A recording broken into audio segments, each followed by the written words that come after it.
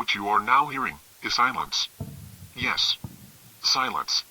Not only has the pitched street battle for Albeit come to its conclusion, the ensuing artillery attack has also ceased. What you are now seeing is a platoon of exhausted and battered Marine scouts being bolstered by a small detachment of heavy infantry. Though inspirational, one could easily construe these fresh troops as simply more fat being added to the fire. Regardless, one thing is clear, the combat experience thus far will most likely pale in comparison to the struggle to come. One moment please. Mac, quick. Go outside and focus on that group of guys. I've been informed that, amongst the complement of new arrivals is a pair of scout snipers nicknamed Snake and Mongoose. The appearance of these two veteran marksmen couldn't be more timely. In recent minutes, the village has been plagued by long-range sniper fire from the fortress. Perhaps this menace will now be purged. Stay tuned to VNN for further developments. In northern Iraq, this is CyberNet reporting.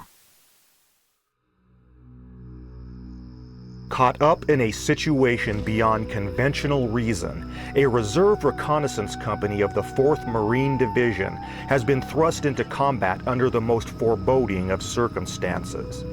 Temporarily attached to the 1st Marine Division in northern Iraq, their unorthodox mission has brought them to the site of an ancient Mesopotamian battlefield where the Scribe of Ages promises to etch their brand into the long dormant annals of human conflict at a place called Albeit.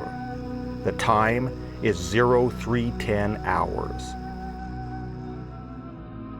Taking advantage of a momentary respite in general hostilities, Captain Ricks oversees the rapid deployment of the company's heavy weapons platoon into a defensive posture within the confines of the tiny village. Forming the backbone of the static infantry defenses, the 50 caliber heavy machine guns move to establish interlocking fields of fire on the upper level of each of the 2 multi-story buildings that face the ridge line. Hidden within that portion of the wadi that runs closest to and parallel with the way station, a medley of enemy combatants begin to form up on the Marines' southern flank. Albeit a modicum of light infantry and poorly trained irregulars, these men still present an immediate danger to the unprepared village defenses. Only meters from the south gate, even the toothless and half-crewed forward BMP prepares for renewed action. A dispossessed gunner from another IFB embarks the vehicle with the intent of reviving and manning its malfunctioning weapons system. As for the dislodged AT platform, Fox 2, their bout with the aggressor BMP is not yet resolved.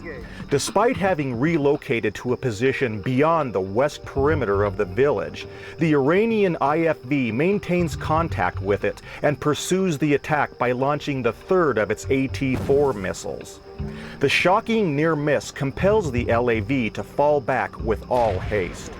However, its broken rear axle and suspension cause it to careen into the shallow pitch trench that surrounds much of the village exterior. With its underbelly exposed to potential attack and its missile array askew the horizon and completely ineffectual, Fox 2 is now in a precarious predicament. Yet, despite its battle damage, the 8-wheel drive vehicle exhibits the acumen of its design by effectively extracting itself from the furrow and relocating further forward the wall. Having failed to dispose of Fox 2 or otherwise provoke its retort, the frustrated BMP crew insists on continuing its harassing fire by targeting the south wall. As Aziz explains, this action is motivated by the Marines' recent non-reactive deportment. وكان القائد تشعر بالقلق من أن الأمريكيين كانوا الآن تجاهل عن عمود وجود لدينا 2. The commandant was concerned that the Americans were now deliberately ignoring the presence of our 2 depleted scout platoons. They appeared to be more concerned with preserving their ammunition than in keeping our light infantry at bay. Therefore, a direct order went out to all units to take whatever action was necessary to force the enemy's hand, no matter how perilous that activity might be. In response to this call, the scouts located in the north outpost exited from cover and dashed up the face of a nearby sand dune, en masse. Although an enemy helicopter had just assailed them, the aircraft suddenly, and inexplicably, evacuated the area. Had it remained, these soldiers would have been prime strafing targets. As it was, they were not harassed in any way. Given this turn of events, combined with the pending arrival of our tank force, the village would soon be ripe for the picking. Unfortunately, the forward BMP would serve as little more than a distraction. Its new gunner reported an irreparable weapons system.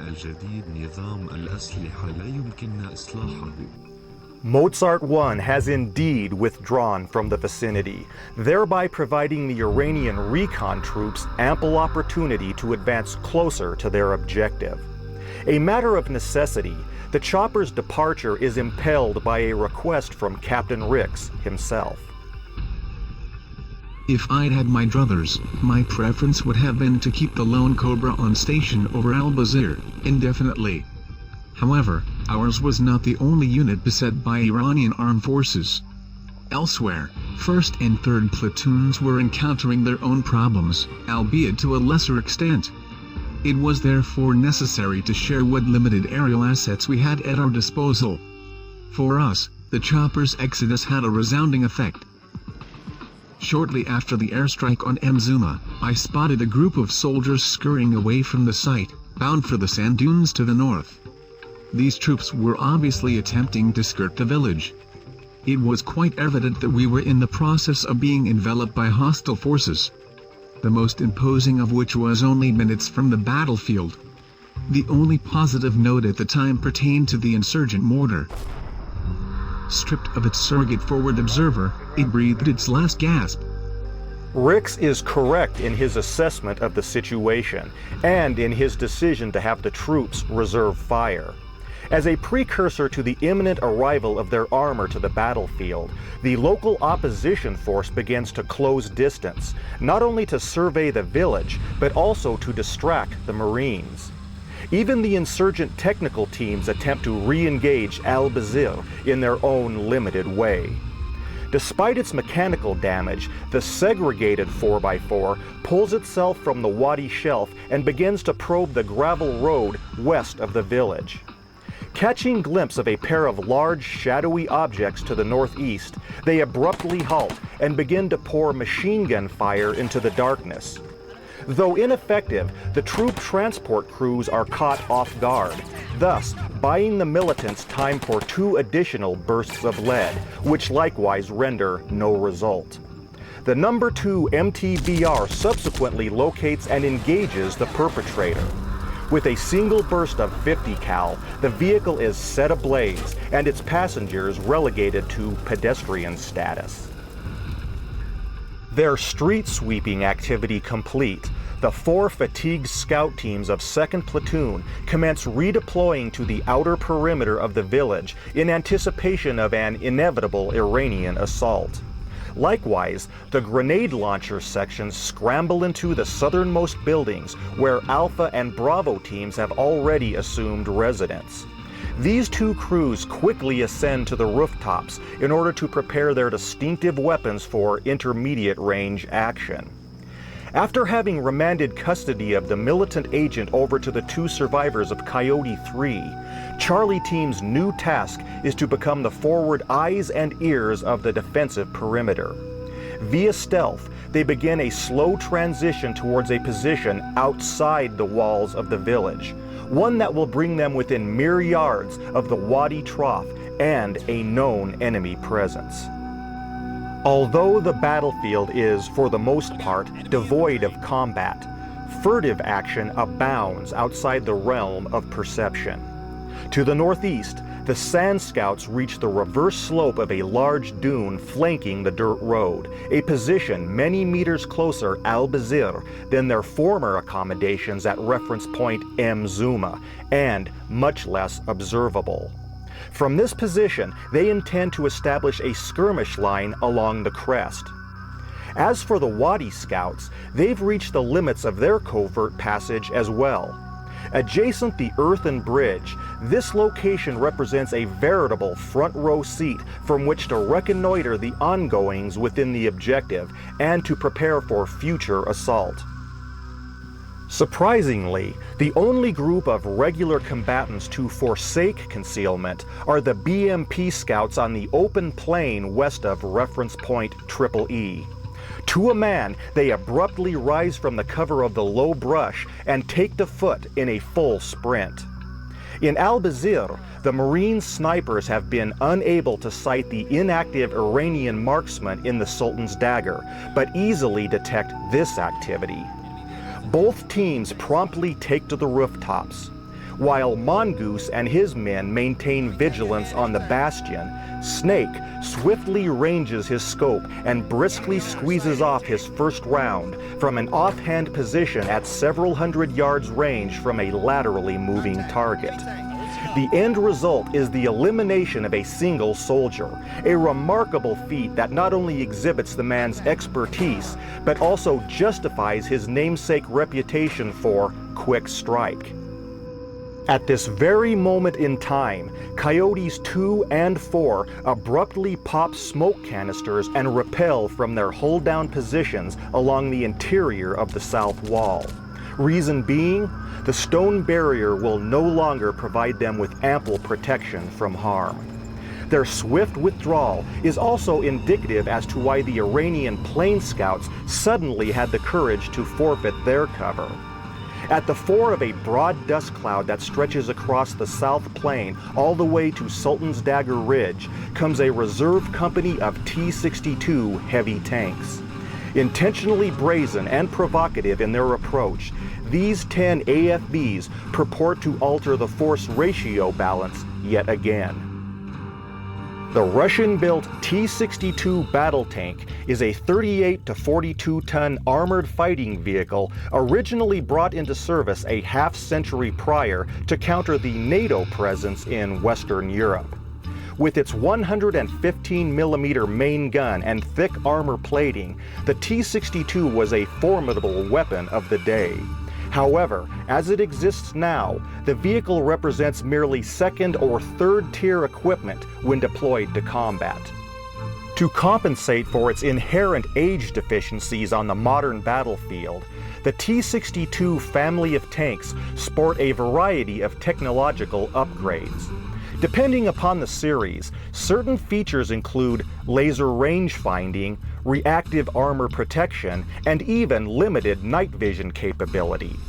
In this particular case, the newly arrived south prong of the task force is composed entirely of 1975 production models that are not only crewed by reservists, they're also quite vulnerable to most anti-tank munitions.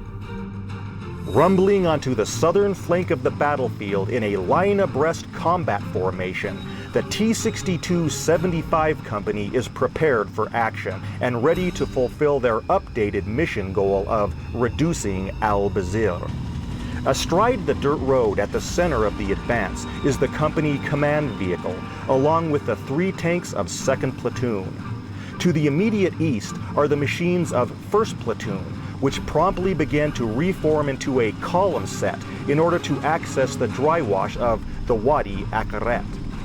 For 3rd Platoon, their pre-planned avenue of approach is to break away from the pack and proceed out into the open plain perpendicular to the tiny way station, where they will eventually threaten the western approaches to the village. Back in Albeit, the stealthy Marines of Charlie Team have managed to remain undetected in their low crawl from the village interior to the South Trench. Their transition to point surveillance is completed without incident. However, these leathernecks are not alone in their venture. With similar intentions in mind, both the Wadi Scouts and a group of insurgents steal their way to the lip of the nearby depression opposite the 4 men of 2nd Platoon. At this stage, neither combatant is aware of the other's presence, nor the probability of close-quarter confrontation. Concurrently, the Iranian Sand Scouts also attain their goal without inciting violent reaction from the Marines. The band settles into their own surveillance activities at the crown of the dune, while quietly awaiting their chance to assail the village. For VNN, this is CyberNet reporting. A wall of smoke fills the southern compound here at Albeit. Not smoke from combat, but smoke of a more defensive nature, initiated by the Marines of 2nd Platoon. The coyotes are once again on the move. However, this time they are repelling back into the village proper from the outer perimeter. This can mean only one thing. Iranian tanks are now on the scene. Without armor support or proper aerial protection, I'm afraid we're all in for a heavy shellacking. One thing I have learned though, never count out the US fighting man. Besieged and heavily outgunned, the Marines of 4th LAR Company A are nevertheless not outmatched.